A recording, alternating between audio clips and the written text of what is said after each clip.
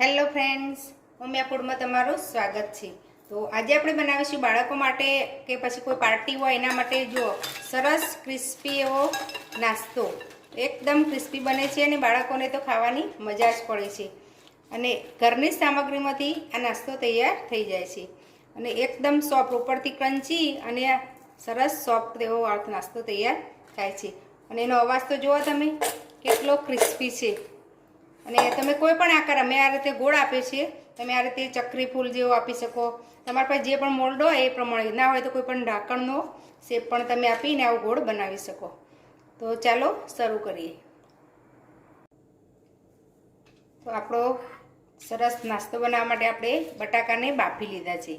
તો મેં આ રીતના મીડિયમ સાઇઝના છે એટલે 6 બટાકા લીધા છે, એને બાફી અને છોલી લીધા છે। હવે એને મેસરથી મેશ કરવાના છે, આપણે છીણવાના નથી, આ રીતે મેશ જ કરવાના। જો છીણીમાં છીણશું તો એમાં ચિકાસ પકડાય છે, તો પછી આપણો જે નાસ્તો છે ને સારો નહીં બને, એટલે આપણે આ રીતે મેસરથી જ મેશ કરી દેવાના છે। આ રીતે કરશો એટલે સરસ મેશ થઈ જશે, બફાયેલા સારા હશે ને તો। અને આપણે ઠંડા કરીને જ યુઝ કરવાનું છે, આપણે 1 કલાક પહેલાં બટાકાને બાફી લેવાના। ઠંડા હશે ને તો એમાં મોઇશ્ચર ઓછું હશે। આ રીતે આપણે મેશ કરી લઈશું। તો સરસ આપણો આ બટાકાનો માવો થઈ ગયો છે। હવે આપણે એક બાઉલમાં લઈ લઈશું એટલે આપણે મસાલા કરતાં સારું ફાવે। આપણે બાઉલમાં ટ્રાન્સફર કરી દઈશું। આપણે વધારે મસાલા એડ નથી કરવાના, બેઝિક મસાલાથી જ આપણે બનાવીશું પણ ટેસ્ટ સરસ આવશે। તો આપણે એમાં ઓરેગાનો લીધો છે અને ચીલી ફ્લેક્સ લીધા છે, એ એડ કરી દઈશું। જો ચીલી ફ્લેક્સ ના હોય તો લીલા મરચાં તમે ઝીણા કટ કરીને લઈ શકો, અને ઓરેગાની જગ્યાએ પિઝા સિઝનિંગ હોય ને તો એ પણ લઈ શકો, ના હોય તો તમે મેગી મસાલો હોય ને તો એ પણ એડ કરી શકો। હવે મેં અહીંયા લીમડો અને ફુદીનું લીધું છે, સૂકો છે, તમારે લીલો હોય તો લીલો પણ એડ કરી શકાય। હું સૂકો છે આ રીતે થોડો મસળી અને એડ કરી દઈશ, અને સ્વાદ પ્રમાણે આપણે મીઠું એડ કરી દઈશું। હવે એમાં આપણે લીલા ધાણા એડ કરવાના છે, આ રીતે થોડા વધારે 3-4 ચમચી જેટલા એડ કરી દેવાના। 2 મોટી ચમચી જેટલો કોર્નફ્લોર છે એ આપણે એડ કરી દઈશું। સાથે આપણે ચોખાનો લોટ એડ કરીશું, તો એ પણ આપણે 2 ચમચી જેટલો લઈશું, પછી જરૂર જણાય એમ આપણે લેવાનું। આ રીતે આપણે હળવા હાથે મિક્સ કરી દઈશું પહેલાં, એટલે સરસ બટાકામાં લોટ બળી જાય। કોર્નફ્લોર એડ કરશો ને એટલે સરસ ક્રિસ્પી બનશે, ચોખાનો લોટ અને કોર્નફ્લોર હશે ને એટલે। આ રીતે આપણે હળવા હાથે મિક્સ કરીશું પહેલાં। તો જો હજી થોડું આ રીતનું નરમ લાગે છે, સ્ટીકી જેવું છે, હજી આપણે ડો બનાવીને એવું કરવાનું છે। તો આપણે ફરી 2 ચમચી ચોખાનો લોટ એડ કરી દઈશું, અને હવે સરસ ડો જેવું આપણે બનાવી લઈશું। આ રીતે હવે મસળીને ડો જેવું બનાવી લેવાનું, આ રીતે હાથથી હવે મસળવાનું। તો જો આપણો ડો બનીને તૈયાર છે, આ રીતનો આપણે ડો તૈયાર કરવાનો છે। જો તમારે વધારે થોડું નરમ લાગે તો તમારે થોડો કોર્નફ્લોર કે પછી ચોખાનો લોટ એડ કરી દેવાનો, એ બટાકા ઉપર જાય કે બટાકા કેટલા લૂઝી છે, કેટલા વધારે ગળી ગયા હોય તો વધારે લોટ જાય, તો આ રીતે તમારે તૈયાર કરી દેવાનું। હવે આપણે કોઈન બનાવવાના છે, એટલે આપણે આ રીતનો લુઓ બનાવી લઈશું મોટી સાઈઝનો, અને આપણે વણવાનું છે। તો મેં આ રીતે જો 3 લુઆ બનાવીને તૈયાર કરી દીધા છે। હવે આપણે જે કોઈન બનાવવાના છે આપણે વણી લઈશું।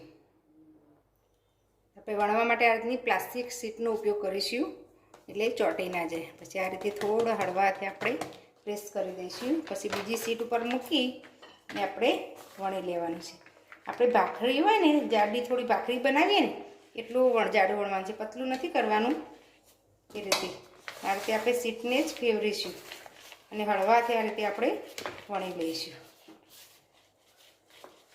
જો આ રીતે સરસ વણાઈ જશે, આ રીતે શીટને ફેરવી અને હળવા હાથે આપણે ભાખરી જેવું વણી લઈશું। જો સરસ વણાઈ ગયું છે, હવે આ રીતની તમારે કોઈ કટર હોય, આ રીતની કટર હોય કે તો પછી કોઈ ઢાંકણથી તમારે કટ કરી લેવાના છે। તો આ રીતે આપણે એક સરખા થશે કટ કરશે ને, તો આ રીતે તમે આવી કટર હોય ને તો એનાથી પણ કરી શકો। જો તો આપણે આટલી થિકનેસ રાખવાની છે. તો આ પણ તમે જોઈ લો, સરસ નીકળી જશે. જુઓ આ રીતે બધા આપણે કટ કરી અને એક પ્લેટમાં મૂકી દઈશું. એ રીતે આપણે બધા કોઈન બનાવીને તૈયાર કરી લઈશું. તો આપણો આ જે નાસ્તો બનાવવાનો છે આ રીતે સરસ તૈયાર કરી દીધો છે વણીને. હવે આપણે તળી લઈશું અને રેસ્ટ આપવાની જરૂર નથી, તમારે તરત જ તળી લેવાનું. આપણું તેલ ગરમ થઈ ગયું છે. હવે આપણે આ રીતે એડ કરી દેવાનું. બહુ ગરમ નહીં, આ રીતે થોડું મીડિયમ તેલ ગરમ થાય ને એટલે આપણે એડ કરી દેવાના કોઈન.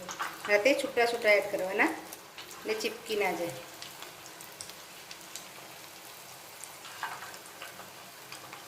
આ રીતે થોડી વાર થવા દેવાના, પછી જ આપણે અંદર જારાથી પલટાવાના. આ રીતે ઉપર આવે ને પછી જો સર બધા ઉપર આવી ગયા છે ને, હવે આ રીતે આપણે ટર્ન કરી લેવાના.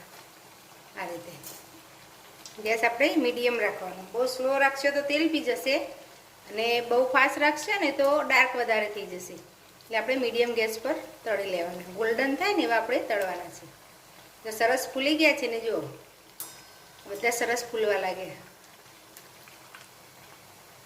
આપણે આ રીતે પલટાવીને ગોલ્ડન થાય એવા તળી લઈશું.